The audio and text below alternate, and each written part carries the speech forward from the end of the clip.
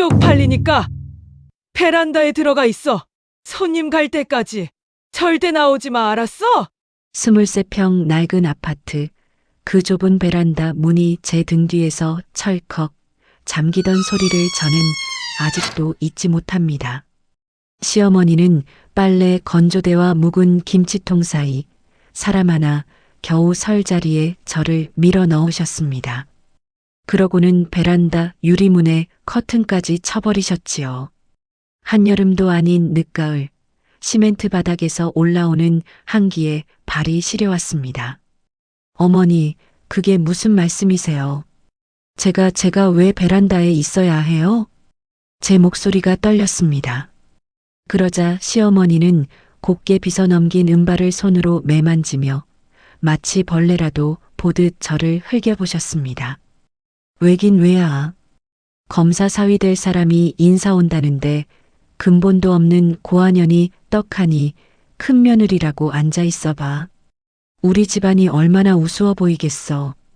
그 댁이 어떤 집안인 줄 알아? 대대로 판검사가 나오는 집안이야.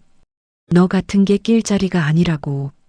근본도 없는 고아년. 26해를 이 집 며느리로 살았는데 시어머니의 입에서 나오는 저는 여전히 고아년이었습니다. 여러분, 안녕하세요. 오늘 이 자리에서 제 인생에 가장 부끄럽고도 가장 통쾌했던 하루를 여러분께 들려드리려 합니다. 어쩌면 누군가는 세상에 그런 시어머니가 어디 있냐고 하실지도 모릅니다. 하지만 제 이야기를 끝까지 들으신다면 그날 베란다에 갇혔던 한 여자가 어떻게 다시 그 문을 열고 걸어 나왔는지, 그리고 평생을 사람 깔보던 한 노인이 왜 거품을 물고 쓰러질 수밖에 없었는지 분명 가슴이 뻥 뚫리는 후련함을 느끼실 거라 믿습니다. 이야기가 조금 길어질 수도 있습니다. 그러니 지금 이 영상이 조금이라도 마음에 와닿으셨다면 부디 구독과 좋아요 버튼 한 번씩만 꾹 눌러주세요. 여러분의 그 작은 손길이 저 같은 사람의 이야기가 세상 밖으로 나올 수 있는 큰 힘이 된답니다. 자, 그럼 이제 제 이야기를 시작하겠습니다. 사연 시작 전 구독과 좋아요를 눌러주세요. 어디서 듣고 계신지 댓글로 남겨주세요. 그곳에 건강과 행복이 가득할 겁니다. 저는 이름도 생일도 제가 지은 사람입니다. 갓난아기였던 저는 1977년 늦가을 햇살 보육원이라 적힌 낡은 철문 앞종이 상자 안에서 발견되었다고 합니다. 포대기 한 장 없이 신문지에 둘둘 말린 채로요. 저를 발견한 원장 선생님이 햇살 좋은 날 왔으니 곱게 살라며 김혜숙이라는 이름을 지어주셨습니다. 그것이 제 인생의 시작이었습니다. 보육원의 삶이 어땠는지는 굳이 길게 말씀드리지 않겠습니다. 다만 명절이 가장 싫었습니다. 다른 아이들은 그래도 한두 명씩 면회를 오는 친척이 있었지만 저는 단 한 번도 누군가가 저를 찾아온 적이 없었으니까요. 운동의 날 김밥을 싸들고 오는 부모를 둔 아이들이 부러워서 화장실에 숨어 울던 그 마음을 부모 없이 자라본 사람만이 알 겁니다. 그 시절 저를 가장 힘들게 했던 건 배고픔도 헌 옷도 아니었습니다. 바로 사람들의 눈빛이었습니다. 보육원 아이들이 단체로 목욕탕에 가거나 시장에 나가면 어른들은 우리를 보며 수군거렸습니다. 쟤들이 그 부모 없는 애들이래. 에휴, 불쌍하기도 하지. 그래도 핏줄이 어디 가겠어. 커서 뭐가 되려고. 그 동정 어린 시선이 어린 제게는 멸시보다 더 아팠습니다. 동정이라는 건 결국 너는 나와 다른 불행한 존재라는 성극기였으니까요. 제가 초등학교 6학년 때였습니다. 담임 선생님이 가정환경 조사서를 나눠주며 부모님 직업을 적어오라고 하셨습니다. 다른 아이들은 아무렇지 않게 적어냈지만 저는 그 빈칸을 며칠이고 채우지 못했습니다. 결국 저는 부모님 직업 칸에 하늘나라라고 적어냈습니다. 선생님이 그걸 보고 한참 저를 안쓰럽게 바라보던 그 표정을 저는 40이 넘은 지금도 잊지 못합니다. 그날 저는 어린 마음에 다짐했습니다. 누군가의 동정 따위에 기대지 않고 내 두 발로 우뚝 서는 사람이 되겠다고요. 그래도 저는 악착같이 살았습니다. 18배 보육원을 나와 식당 설거지부터 시작했습니다.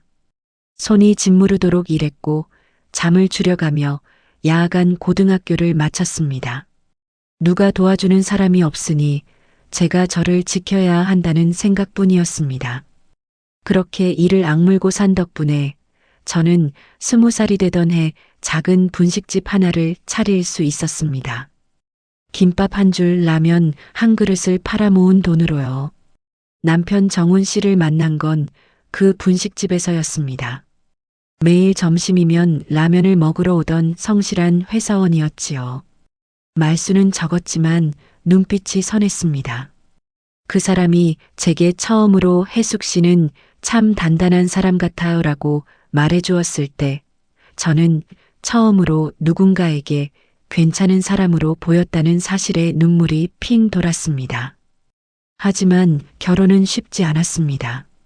제가 고아라는 사실을 알게 된 시어머니가 결사반대를 하셨거든요. 근본도 모르는 애를 어떻게 우리 집에 들여. 피가 어디서 왔는지도 모르는데 무슨 못된 피가 섞였을 줄 알고. 피. 시어머니는 늘 피를 말씀하셨습니다. 마치 사람의 가치가 핏줄로 정해지기라도 하는 것처럼요. 정훈 씨가 무릎을 꿇고 빌고 곡기를 끊어가며 매달린 끝에 겨우 결혼 허락을 받았습니다. 하지만 그 허락에는 조건이 붙어 있었습니다. 좋아. 결혼은 시켜준다.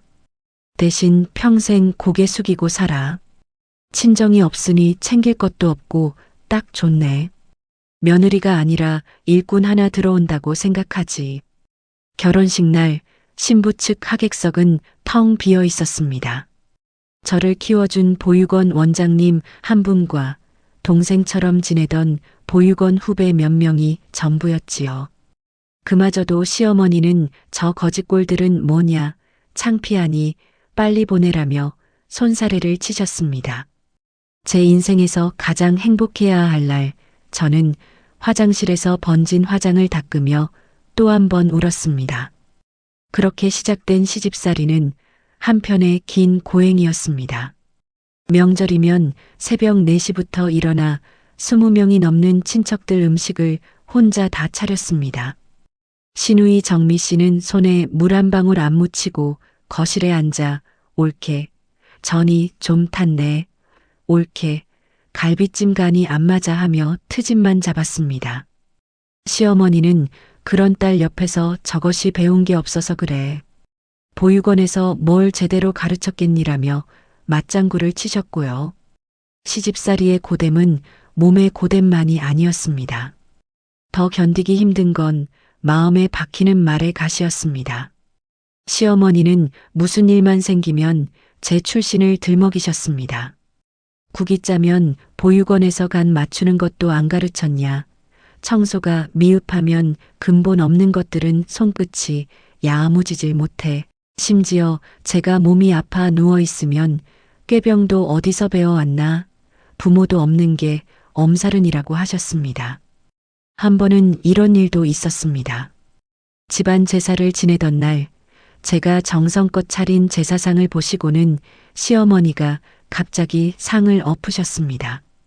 이 집안 조상님들이 근본도 없는 것이 차린 음식을 잡수실 것 같으냐? 부정탄다. 부정타. 상이 엎어지며 그릇이 깨지고 음식이 바닥에 나뒹굴었습니다. 저는 깨진 그릇 조각을 줍느라 손을 베이면서도 눈물 한 방울 보이지 않으려 이를 악물었습니다. 제가 울면 그것마저 근본 없는 것이 청승 떤다는 말을 들을 게 뻔했으니까요. 그날 밤 저는 화장실에서 베인 손에 약을 바르며 생각했습니다. 도대체 사람의 근본이란 게 뭐길래 이토록 한 사람을 짓밟을 수 있는 것일까? 하지만 저는 그 질문에 대한 답을 언젠가 제 삶으로 직접 보여주리라 마음먹었습니다. 생활비도 늘 빠듯했습니다. 정훈 씨가 다니던 회사가 IMF 때 휘청하면서 한동안 실직 상태였거든요. 그 시절 저는 낮에는 식당 일을 하고 밤에는 남의 집 청소를 다니며 생활비를 댔습니다. 그런데 시어머니는 제가 번 돈을 마치 당신 돈인 양 가져가셨습니다. 큰애가 벌어다 줘야 이 집안이 굴러가지라면서요. 정작 그 돈으로 시누이 옷을 사입히고 시동생 정우 씨 학원비를 댔습니다. 정우 씨가 늦은 나이까지 사법시험을 준비할 수 있었던 것도 따지고 보면 제가 새벽마다 남의 집 변기를 닦아번 돈이 적지 않게 들어간 셈입니다. 그래도 저는 견뎠습니다. 제게는 지켜야 할 사람이 생겼으니까요.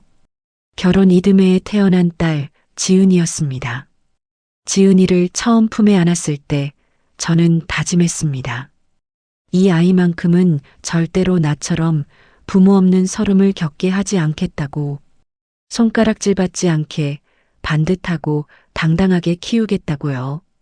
그 다짐 하나로 저는 모든 모욕을 버텨냈습니다. 지은이를 키우는 일도 결코 순탄치 않았습니다. 가난한 집 아이라고 학교에서 기죽을까봐 저는 늘 노심초사했습니다. 다른 아이들이 비싼 학원에 다닐 때 저는 지은이를 학원에 보낼 형편이 못 됐습니다. 그래서 새벽 장사를 마치고 돌아와 졸린 눈을 비비며 딸아이의 공부를 직접 봐주었습니다. 제가 배운 게 많지 않아 가르칠 수 있는 건 한계가 있었지만 적어도 엄마는 늘 내 곁에 있다는 것만은 느끼게 해주고 싶었습니다. 지은이가 중학교에 들어가던 해 가슴 아픈 일이 있었습니다. 학교에서 가정통신문이 왔는데 학부모 직업란에 무엇을 적어야 할지 지은이가 한참을 고민하더군요. 제가 반찬 장사를 한다는 걸 친구들이 알면 부끄러워할까봐 어린 마음에 망설였던 모양입니다. 저는 그 모습을 보고 가슴이 미어졌습니다.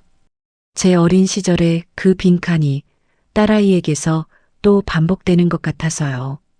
저는 지은이를 가만히 앉혀놓고 말했습니다. 지은아, 엄마는 반찬 장사를 한단다. 새벽부터 나물 무치고 김치 담그는 일이지. 손에 마늘 냄새가 떠날 날이 없어. 그런데 엄마는 그게 하나도 부끄럽지 않아. 왜냐고? 엄마가 만든 반찬 한 가지가 어느 집 밥상을 따뜻하게 하고 또 어느 외로운 아이의 배를 든든하게 채워주거든.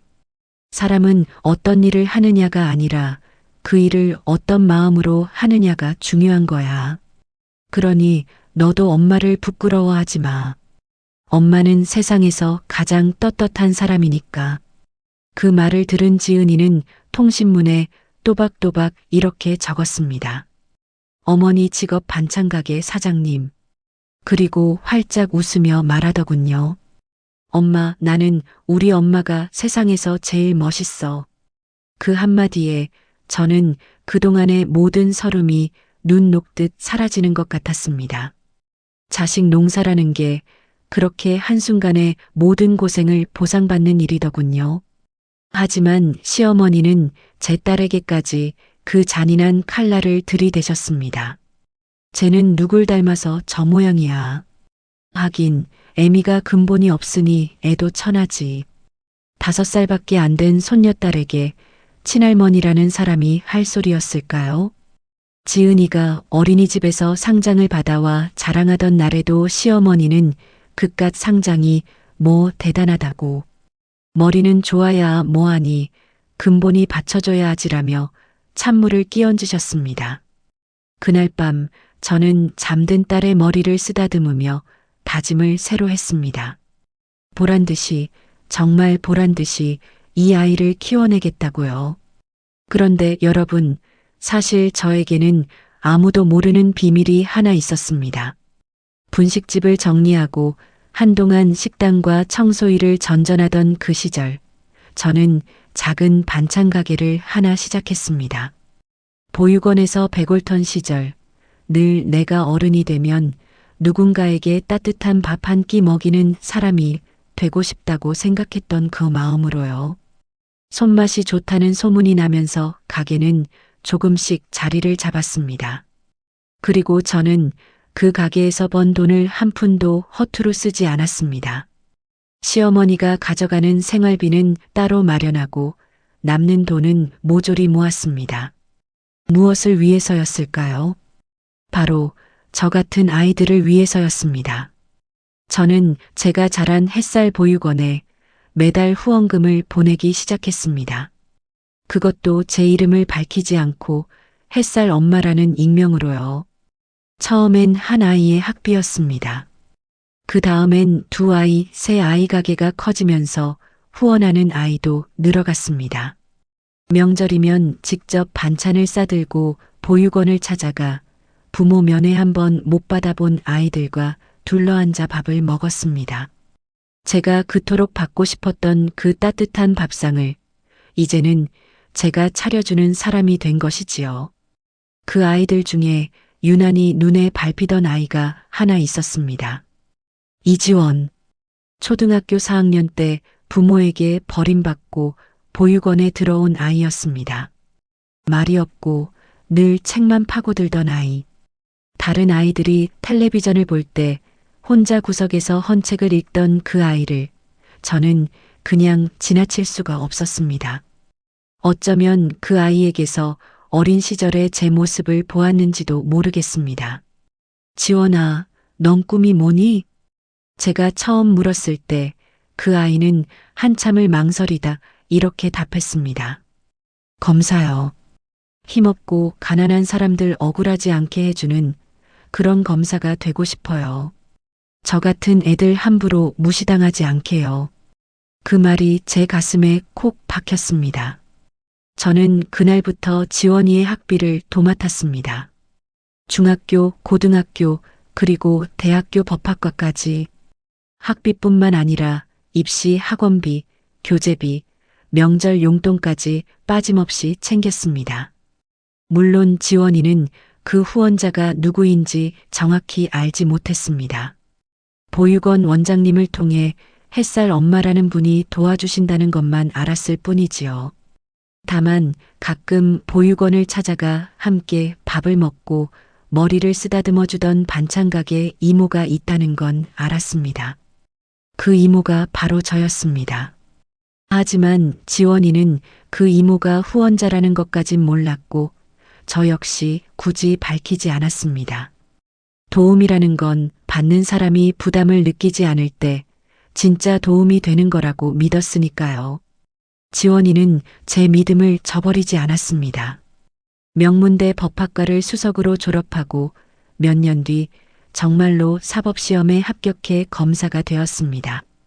합격 소식을 들었던 날 저는 가게 문을 닫아 걸고 혼자 펑펑 울었습니다. 마치 제 친자식이 잘 된 것처럼요.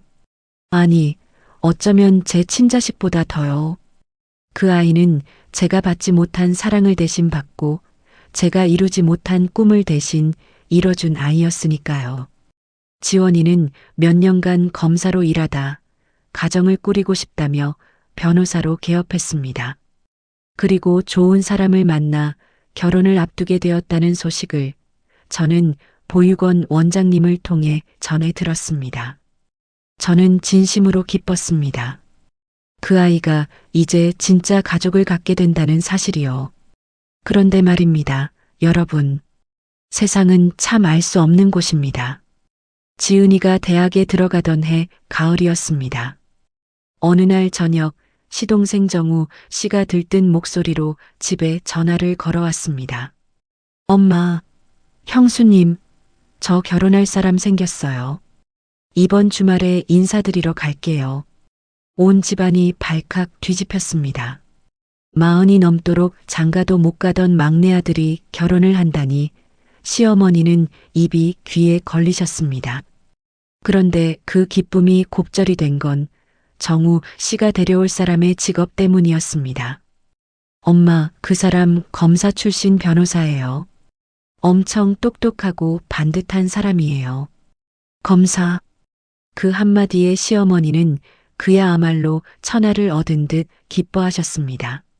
평생을 집안, 근본, 뼈대를 부르짖던 분에게 검사 출신 며느리란 가문의 영광 그 자체였으니까요. 아이고, 우리 집안에 드디어 법조인이 들어오는구나. 이게 다 내가 그렇게 빌고 빈 덕이지. 동네방네 자랑을 해야 하겠다. 그날부터 우리 집은 그 검사 며느리를 맞이할 준비로 분주해졌습니다. 시어머니는 비싼 한복을 새로 맞추셨고 거실 가구를 바꾸자며 성화를 부리셨습니다. 그리고 그 모든 준비의 노동은 당연하다는 듯 제 몫이었습니다. 저는 며칠 밤을 새워 집안 구석구석을 청소하고 손님상에 올릴 음식을 장만했습니다. 그런데 정작 인사 오는 당일 아침 시어머니가 저를 부르셨습니다. 그러고는 제가 처음에 말씀드렸던 바로 그 말을 하셨던 겁니다. 쪽팔리니까 베란다에 들어가 있어. 손님 갈 때까지 절대 나오지 마. 저는 제 귀를 의심했습니다. 어머니, 제가 이 집 큰 며느리인데 어떻게 손님 오시는데 베란다에 숨어 있어요? 음식도 다 제가 했는데. 음식만 해놓으면 됐지. 네가 뭐 손님 앞에 나설 일이 있어? 검사 사위 댁에서 우리 큰 며느리가 고아 출신이란 걸 알아봐. 혼사 깨지면 네가 책임질 거야. 그러니까 입 닫고 들어가 있어. 저녁 때 손님 가고 나면 설거지나 깨끗이 해놔. 곁에 있던 시누이 정미 씨도 거들었습니다. 맞아, 올게. 괜히 나섰다가 우리 정우 결혼 망치지 말고. 어차피 올케는 빠지는 게 도와주는 거야. 호호. 저는 남편 정훈 씨를 쳐다봤습니다. 제발 한 번만이라도 제 편을 들어달라는 눈빛으로요. 하지만 정훈 씨는 어머니의 눈치를 보며 고개를 푹 숙일 뿐이었습니다. 여보, 그냥 오늘 하루만 좀 참아주면 안 될까? 응? 우리 정우 결혼이 걸린 일이잖아. 그 순간 저는 무언가가 마음속에서 툭 하고 끊어지는 소리를 들었습니다.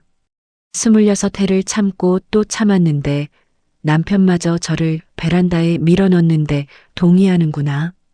저는 더는 아무 말도 하지 못하고 그저 베란다로 걸어 들어갔습니다. 그리고 등 뒤에서 철컥 문이 잠겼습니다. 베란다 안은 어둑하고 추웠습니다. 저는 김치통 옆에 쪼그려 앉아 커튼 틈으로 새어나오는 거실의 불빛을 바라보았습니다. 손님 맞을 준비로 화사하게 꾸며진 거실. 그 따뜻한 빛 속에 저는 없었습니다.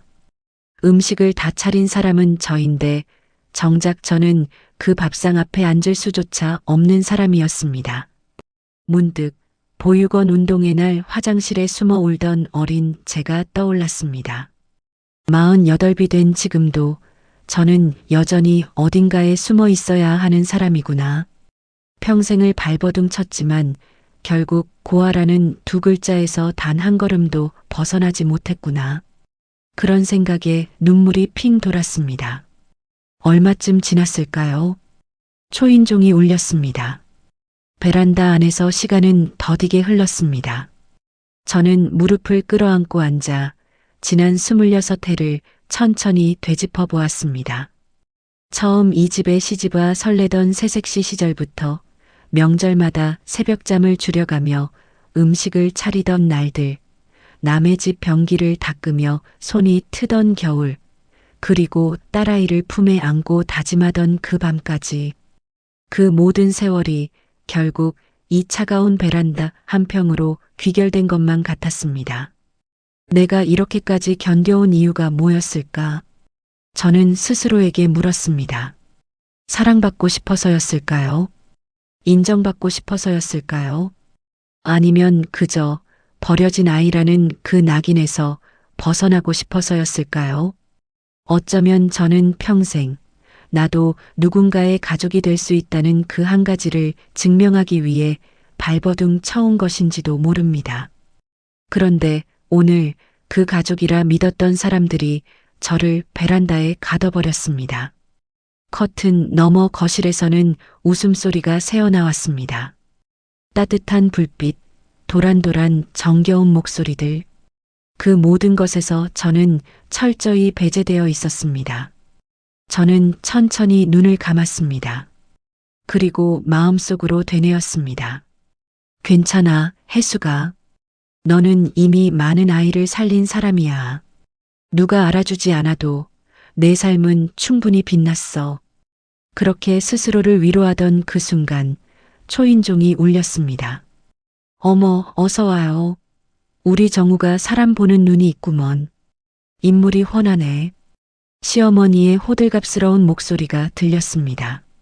이어 정우 씨의 목소리, 그리고 또 다른 여자의 차분한 목소리가 들려왔습니다. 안녕하세요, 어머님. 이지원이라고 합니다. 정우 씨에게 말씀 많이 들었습니다. 늦게 인사드려 죄송합니다. 이지원. 그 이름이 커튼 틈을 비집고 제 귀에 와 박히는 순간 저는 숨이 멎는 줄 알았습니다. 설마 그럴 리가. 세상에 이지원이라는 이름이 어디 한둘이겠습니까? 저는 애써 마음을 다잡았습니다. 동명이인일 거라고요. 하지만 가슴은 미친 듯이 뛰기 시작했습니다. 거실에서는 화기애애한 분위기가 이어졌습니다. 시어머니는 그 검사 며느리에게 온갖 아양을 떨었습니다. 아이고, 우리 집안이 그래도 뼈대 있는 집안이라 인물 좋고 능력 좋은 사람이 들어오는구먼. 자네 같은 인재가 우리 정우 짝이 돼주니 내가 얼마나 든든한지 몰라. 우리 집안은 대대로 근본을 중요하게 여겨. 사람은 뭐니 해도 출신이 중요한 거야. 안 그런가? 자네는 어느 집안 사람인가? 부모님은 뭐 하시고? 저는 베란다에서 그 질문을 듣고 심장이 철렁했습니다. 출신을 묻다니, 부모를 묻다니. 만약 정말 그 지원이라면 저 아이는 부모가 없는 아이인데. 잠시 침묵이 흐른 뒤 차분한 목소리가 들려왔습니다. 어머님, 솔직하게 말씀드리겠습니다. 저는 부모님이 안 계십니다. 어릴 때 보육원에서 자랐습니다.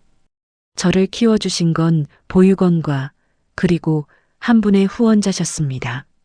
순간 거실의 싸늘한 정적이 감돌았습니다.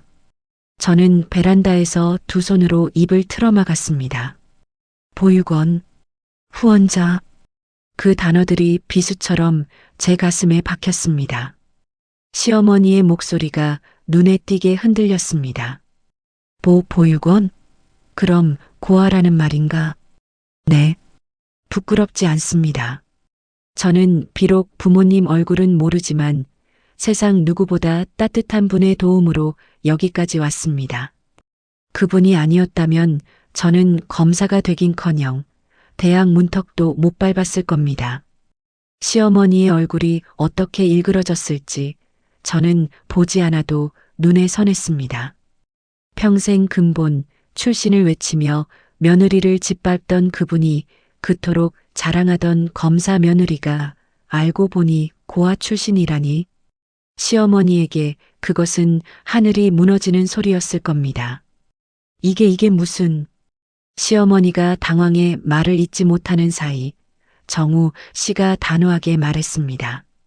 엄마, 저는 지원 씨의 출신 따위 상관없어요. 저는 이 사람 자체를 사랑하는 거예요. 엄마가 평생 부르짖던 근본이요? 사람의 근본은 핏줄이 아니라 그 사람이 어떻게 살아왔느냐로 정해지는 거 아니에요? 지원 씨는 누구보다 정직하고 따뜻하게 살아온 사람이에요. 저는 베란다에서 그 말을 들으며 눈물을 흘렸습니다. 부끄러워서가 아니라 너무도 자랑스러워서요. 제가 키운 아이가 저렇게 당당하게 자기 자신을 말하고 있구나. 그리고 정우 씨가 그런 지원이를 저토록 아껴주는구나. 바로 그때였습니다. 어머님, 그런데 손님상이 참 정갈하네요. 이 음식들 누가 하셨나요? 손맛이 굉장히 익숙해서요. 지원이의 목소리였습니다. 음식? 손맛. 저는 가슴이 또 한 번 철렁 내려앉았습니다. 제 손맛을 저 아이가 알아본 걸까요? 명절마다 보육원에 싸들고 가던 그 반찬의 손맛을요. 시어머니는 황급히 둘러댔습니다. 아, 그거 내가 다 했지 뭐.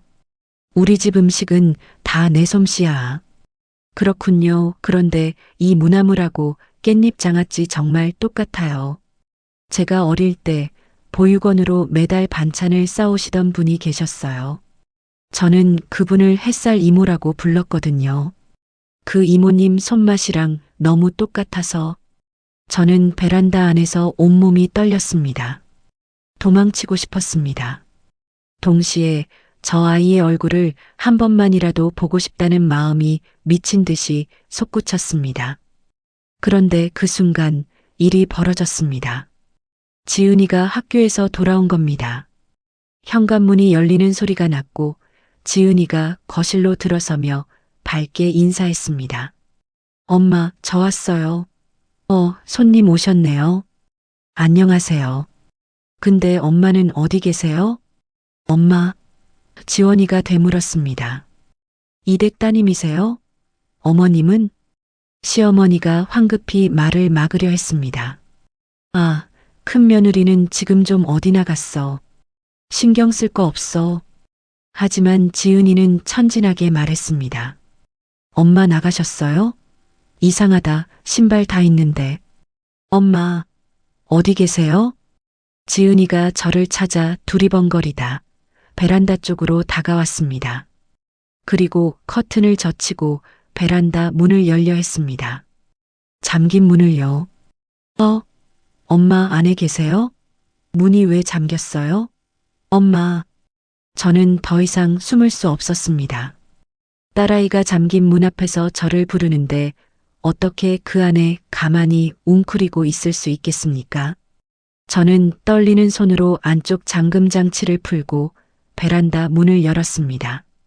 커튼이 걷히고 거실의 환한 불빛이 제 얼굴에 쏟아졌습니다. 저는 추위에 얼고 눈물에 번진 얼굴로 거실 한가운데로 걸어 나왔습니다. 그리고 그 순간 저는 그 사람과 눈이 마주쳤습니다. 소파에 단정히 앉아있던 여인. 세월이 흘러 어엿한 숙녀가 되었지만 그 맑고 깊은 눈빛만은 조금도 변하지 않은 사람. 헌책을 읽던 그 작은 소녀가 어느새 저 자리에 앉아 있었습니다. 이지원이었습니다. 제가 키운 그 지원이었습니다. 지원이의 눈이 커다랗게 떠졌습니다. 그 눈에서 순식간에 눈물이 차오르더니 입술이 파르르 떨렸습니다. 이 이모, 햇살 이모. 저는 아무 말도 할 수 없었습니다. 그저 눈물만 주룩주룩 흘렀습니다. 지원이가 자리에서 벌떡 일어났습니다. 그러고는 신고 있던 슬리퍼도 신지 못한 채 맨발로 제게 달려왔습니다. 그리고 제 앞에 멈춰서더니 허리를 90도로 깊이 숙여 인사했습니다. 선생님, 햇살 엄마 선생님, 정말 선생님 맞으시죠? 저예요, 지원이요. 선생님이 키워주신 지원이요. 거실에 있던 모두가 얼어붙었습니다. 시어머니도 시누이도 남편도 시동생도 그리고 제 딸 지은이까지. 검사 출신의 변호사가 그 콧대 높은 시어머니가 그토록 떠받들던 검사 며느리가 베란다에서 갓 걸어 나온 고와 큰 며느리에게 90도로 허리를 숙이고 있었으니까요. 선생님이 안 계셨으면 저는 진작에 무너졌을 거예요. 학비 한 번 밀린 적 없이 대학까지 보내주시고 명절마다 따뜻한 밥 먹여주시고 제가 검사 시험 떨어졌을 때 보육원으로 손편지 보내주신 거 기억나세요? 지원아, 한 번 더 일어서면 돼. 너는 충분히 빛나는 아이야라고요. 저 그 편지 아직도 지갑에 넣고 다녀요. 힘들 때마다 꺼내봐요. 지원이가 정말로 지갑에서 낡고 다른 편지 한 장을 꺼내 보였습니다. 제가 10수년 전 시험에 떨어져 좌절한 지원이에게 보냈던 그 편지였습니다. 모서리가 다해지고 글씨도 희미해진 그 편지를 그 아이는 부적처럼 품고 다녔던 겁니다. 저는 그 자리에 주저앉아 엉엉 울고 말았습니다. 지원아, 우리 지원이 정말 우리 지원이구나. 이렇게 훌륭하게 컸구나. 이모가 정말 자랑스럽다. 지원이는 무릎을 꿇고 앉아 우는 저를 꼭 끌어안았습니다. 선생님, 저 그동안 선생님 너무 찾고 싶었어요. 검사 임용되던 날 가장 먼저 알리고 싶었던 분이 선생님이었어요. 그런데 보육원에 갔더니 햇살 엄마는 늘 조용히 다녀가셔서 연락처를 남기지 않으셨다고 그래서 못 찾았어요. 이렇게 만날 줄은 정말 꿈에도 몰랐어요. 저는 그 아이의 등을 토닥이며 한참을 그렇게 안고 있었습니다. 세상에 이런 인연이 또 있을까요? 제가 몰래 키워낸 아이가 하필이면 저를 그토록 멸시하던 이 집의 며느리로 들어오게 되다니. 어쩌면 하늘이 평생 외롭게 살아온 저를 위해 마련한 가장 따뜻한 선물이었는지도 모르겠습니다. 그제야 거실에 있던 사람들의 시선이 한 곳으로 쏠렸습니다. 바로 시어머니였습니다. 시어머니의 얼굴은 종이장처럼 하얗게 질려 있었습니다. 평생 근본을 외치며 며느리를 베란다에 가둬놓은 그분이, 그 며느리가 바로 당신이 그토록 떠받들던 검사의 은인이라는 사실 앞에서 입을 뻐끔거리며 아무 말도 하지 못하고 있었습니다. 이게 도대체 큰 며느리가 자네의 후원자라고? 지원이는 눈물을 닦으며 또렷하게 답했습니다. 네, 어머님. 이분이 제 평생의 은인이세요. 부모도 없는 저를, 피 한 방울 안 섞인 저를 친자식처럼 걷어 키워주신 분이요. 저뿐만이 아니에요. 이분이 햇살 보육원에서 후원해 키운 아이가 한둘이 아닙니다. 지금도 그 아이들이 의사가 되고 교사가 되고 사회복지사가 돼서 또 다른 아이들을 돕고 있어요. 저희끼리는 이분을 뭐라고 부르는지 아세요? 엄마예요. 진짜 엄마요. 저는 고개를 들어 시어머니를 바라보았습니다. 그동안 단 한 번도 똑바로 마주보지 못했던 그 얼굴을요. 그리고 이번에는 제가 입을 열었습니다. 26해 동안 가슴에 묻어두었던 말을 이제는 할 때가 되었으니까요. 어머니, 제 목소리는 떨렸지만 또렷했습니다. 어머니는 평생 제게 근본도 없는 고아년이라고 하셨지요. 피가 어디서 왔는지 모르는 못된 것이라고요. 그래서 저를 사람 취급도 안 하셨고 오늘은 손님 앞에 부끄럽다고 베란다에 가두기까지 하셨습니다. 거실은 쥐 죽은 듯 고요했습니다. 맞습니다. 저는 부모가 누군지 모릅니다. 보육원 앞에 버려진 아이였습니다. 그게 부끄러우셨겠지요. 그런데 어머니, 한 가지만 여쭙겠습니다. 어머니가 그토록 자랑하던 검사 며느리도 부모 없이 보육원에서 자란 아이입니다. 그럼 어머니는 저 아이도 베란다에 가두실 건가요? 어머니에게 근본이란 게 그렇게 사람 봐가며 달라지는 겁니까? 시어머니의 입술이 부들부들 떨렸습니다. 저는 평생 단 하루도 떳떳하지 않게 산 적이 없습니다. 새벽마다 남의 집 변기를 닦아번 돈으로 시누이 옷 사입히고 시동생 학원비 댔습니다. 그러면서도 단 한 번도 생색낸 적 없습니다. 그리고 그렇게 모은 돈의 나머지로 저는 저 같은 아이들을 키웠습니다.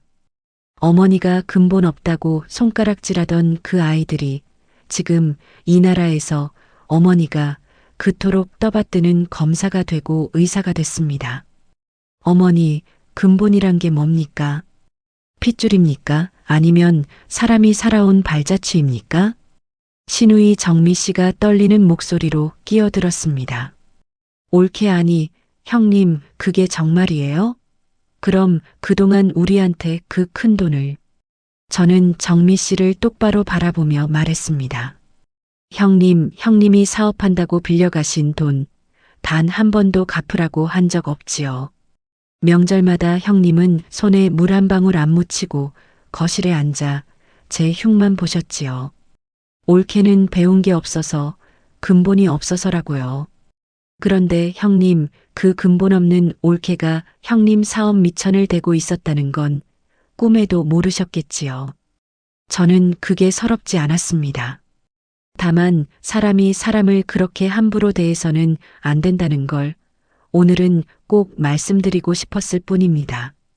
정미 씨는 얼굴이 새빨개져 고개를 들지 못했습니다.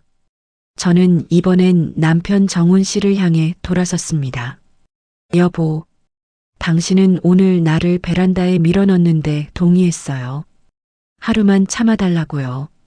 그런데 여보, 나는 26해를 참았어요. 하루가 아니라 26해를요.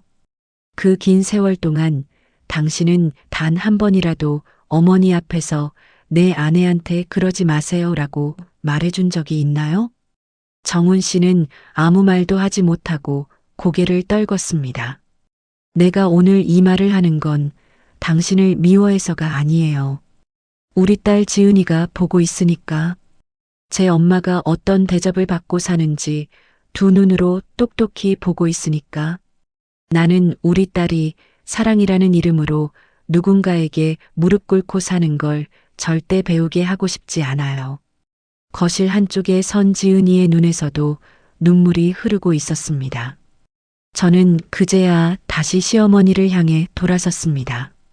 저는 떨리는 손으로 핸드백을 열었습니다. 그리고 그 안에서 서류 봉투 하나를 꺼냈습니다. 그리고 어머니, 이건 제가 그동안 차마 말씀드리지 못한 건데요. 지금 우리가 사는 이 아파트, 그리고 정우 도련님 사법시험 준비하던 그 시절 들어간 돈, 정미 형님이 사업한다고 빌려간 돈 그 출처가 어딘 줄 아세요? 시어머니의 눈이 휘둥그레졌습니다. 제 반찬 가게는 작은 가게가 아닙니다. 지금은 전국에 30곳 넘는 가맹점을 둔 회사가 됐습니다. 저는 그 회사의 대표입니다. 단지 어머니가 돈 좀 번다고 며느리가 기어오른다고 하실까봐 단 한 번도 입 밖에 내지 않았을 뿐입니다. 저는 어머니가 저를 무시할 때마다 그 돈으로 또 다른 아이를 살렸습니다. 그게 제 복수였고 제 위로였습니다. 거실에 있던 사람들의 입이 떡 벌어졌습니다.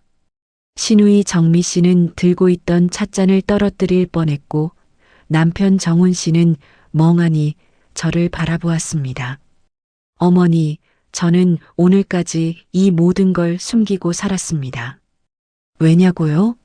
며느리 노릇 제대로 하고 싶어서요. 돈으로 어머니 마음 산 게 아니라 진짜 가족이 되고 싶어서요. 그런데 오늘 어머니는 저를 사람도 아닌 짐짝처럼 베란다에 가두셨습니다. 손님 앞에 부끄럽다고요. 어머니, 부끄러운 건 고아로 자란 제가 아니라 평생 사람을 핏줄로만 재단한 어머니 자신은 아니었을까요? 그 말이 끝나는 순간이었습니다. 시어머니가 가슴을 부여잡더니 눈이 뒤집히며 휘청거렸습니다. 입가에 허연 거품이 일었습니다. 어머니. 남편이 황급히 시어머니를 붙잡았습니다. 시어머니는 정신을 잃고 그대로 쓰러졌습니다. 충격이 너무 컸던 모양입니다. 평생을 떠받들고 지켜온 그 근본이라는 허울이 한순간에 와르르 무너져 내렸으니까요. 다행히 시어머니는 큰 이상은 없으셨습니다. 일시적인 충격으로 인한 실신이었지요. 응급실에서 깨어난 시어머니는 한동안 천장만 멍하니 바라보셨습니다. 병원에서 돌아온 그날 밤 남편 정훈 씨가 제 앞에 무릎을 꿇었습니다. 여보 미안해. 정말 미안해. 내가 못난 놈이라 평생 당신을 지켜주지 못하고 오늘도 당신을 베란다에 밀어 넣는데 동의하고 나는 정말 사람도 아니야. 저는 한참을 말없이 그 사람을 바라보다 조용히 입을 열었습니다. 여보, 나는 당신을 원망하지 않아요. 다만 한 가지만 약속해줘요. 앞으로 우리 딸 지은이만큼은 절대로 누군가에게 고개 숙이고 살게 하지 않겠다고. 제 엄마가 어떤 사람인지 부끄러워하지 않게 당당하게 키우겠다고요. 정훈 씨는 제 손을 잡고 고개를 끄덕였습니다. 그제야 저는 26해 동안 짊어졌던 무거운 짐을 조금은 내려놓을 수 있었습니다.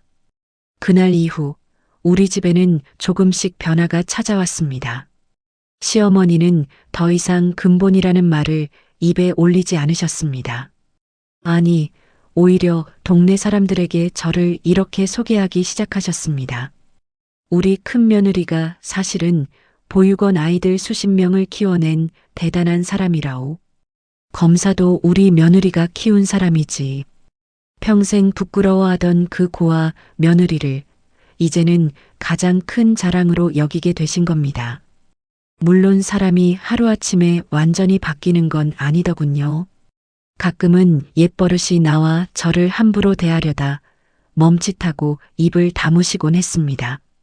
하지만 저는 그것만으로도 충분하다고 생각했습니다. 사람이 자신의 잘못을 깨닫고 조심하려 애쓰는 것, 그것이야말로 진짜 변화의 시작이니까요. 시누이 정미 씨도 달라졌습니다. 명절이면 누구보다 먼저 부엌에 들어와 앞치마를 두르고 형님, 제가 뭐 도울까요? 하며 소매를 걷어붙였습니다. 빌려간 돈을 갚겠다며 몇 번이고 봉투를 내밀었지만 저는 받지 않았습니다. 대신 이렇게 말했습니다. 형님, 그 돈은 우리 조카들 잘 키우는데 쓰세요. 그게 저한테 갚는 거예요. 정미 씨는 그 말에 눈물을 글썽이며 제 손을 꼭 잡았습니다. 가장 크게 달라진 건 남편 정훈 씨였습니다. 그 사람은 그날 이후 누구 앞에서든 저를 내 아내라고 당당히 소개했습니다. 어머니 앞에서도 마찬가지였습니다. 어머니, 제 아내 혜숙이는 이 집안의 가장 큰 복입니다. 그동안 제가 못나서 아내를 지켜주지 못했지만 이제는 다릅니다. 그 한마디를 듣기까지 저는 26해를 기다린 셈이었습니다. 늦었지만 그래도 그 말은 제 마음의 오랜 상처를 어루만져 주었습니다. 며칠 뒤 시어머니가 저를 조용히 부르셨습니다. 거실 소파에 앉은 시어머니는 제가 차린 따뜻한 차 한 잔을 한참 바라보다 떨리는 목소리로 말씀하셨습니다. 혜수가 26해 만에 처음으로 시어머니가 저를 이름으로 불러주셨습니다. 고아년도 큰애도 아닌 혜수가라고요. 내가 미안하다. 내가 정말 사람 보는 눈이 없었다. 평생 근본 타령을 했는데 정작 근본 없는 사람은 너를 그렇게 짓밟은 나였구나. 너처럼 곱고 단단한 사람을 곁에 두고도 나는 그걸 못 봤어. 늙어서야 알았다. 사람의 그릇이라는 게 핏줄에 담기는 게 아니라는 걸. 시어머니의 주름진 눈가에서 눈물이 흘러내렸습니다. 저는 그런 시어머니를 한참 바라보다 그분의 거친 손을 가만히 잡아드렸습니다. 용서한다는 말은 쉽게 나오지 않았습니다. 26해의 상처가 사과 한마디로 사라질 수는 없으니까요. 하지만 저는 그 손을 놓지 않았습니다. 미움보다는 이제 그만 내려놓고 싶었으니까요. 미움을 품고 사는 건 결국 제 마음을 갉아먹는 일이라는 걸 저는 누구보다 잘 알고 있었습니다. 그해 겨울 시동생 정우 씨와 지원이는 결혼식을 올렸습니다. 신부 측 혼주석에는 제가 앉았습니다. 지원이가 직접 부탁했거든요. 선생님, 제 결혼식에 혼주 자리에 앉아주세요. 저를 키워주신 분은 선생님이시니까요. 선생님이 제 진짜 엄마니까요. 저는 한복을 곱게 차려입고 신부의 어머니 자리에 앉았습니다. 텅 비어있던 제 결혼식 하객석을 떠올리며 저는 이제 누군가의 가장 든든한 자리를 채워주는 사람이 되었다는 사실에 가슴이 벅찼습니다. 결혼식 날 지원이가 패백을 마치고 제게 큰절을 올리며 말했습니다. 엄마, 저 잘 살게요. 그리고 저도 엄마처럼 저 같은 아이들 거두면서 살게요. 받은 사랑 꼭 돌려주면서 살게요. 저는 그 아이를 끌어안고 한참을 울었습니다. 기쁨의 눈물이었습니다. 여러분, 저는 평생을 고아라는 두 글자에 갇혀 살았습니다. 부모가 없다는 이유로, 핏줄이 없다는 이유로 수없이 무시당하고 짓밟혔습니다. 베란다에 갇혀 손님 갈 때까지 숨어 있으라는 말을 들었을 때 저는 제 인생이 끝까지 이렇게 초라하구나 싶어 절망했습니다. 하지만 그날 제가 키운 아이가 맨발로 달려와 제게 90도로 허리를 숙였을 때 저는 깨달았습니다. 제 인생은 결코 초라하지 않았다는 걸요. 부모가 없어 받지 못한 사랑을 저는 다른 누군가에게 나눠주며 살았고 그 사랑은 결국 돌고 돌아 가장 빛나는 순간에 제게로 돌아왔습니다. 사람의 근본은 어디서 태어났느냐가 아니라 어떻게 살아왔느냐로 정해진다고 저는 믿습니다. 화려한 핏줄을 타고났어도 사람을 짓밟으며 산다면 그것이야말로 근본 없는 삶이고 가진 것 없이 태어났어도 사랑을 나누며 산다면 그것이 가장 귀한 뿌리를 가진 삶이라고요. 혹시 지금 누군가의 무시와 멸시 속에서 묵묵히 견디고 계신 분이 있으신가요? 핏줄이 없어서, 가진 게 없어서, 배운 게 없어서 고개를 숙이고 계신 분이 있으신가요? 저는 그분들께 꼭 이 말씀을 드리고 싶습니다. 지금 당신이 묵묵히 나누고 있는 그 작은 선의는 결코 사라지지 않습니다. 언젠가 가장 빛나는 순간에 반드시 당신에게 돌아옵니다. 그러니 부디 자신을 초라하게 여기지 마세요. 당신은 이미 충분히 귀한 사람입니다. 긴 이야기 끝까지 들어주셔서 진심으로 감사합니다. 여러분의 인생에도 핏줄보다 더 진한 인연이 있으셨나요? 가진 것 없이도 누군가에게 따뜻한 손을 내밀어 본 적이 있으신가요? 아니면 부당한 멸시 속에서 묵묵히 견뎌오신 세월이 있으신가요? 여러분의 소중한 이야기를 댓글로 들려주세요. 우리 함께 나누고 함께 위로받아요. 그것이 바로 이 인생사연 우체국이 존재하는 이유니까요. 오늘도 묵묵히 자신의 자리를 지키고 계신 모든 분들을 진심으로 응원합니다. 다음 사연에서 또 만나요. 부디 건강하시고 늘 행복하세요.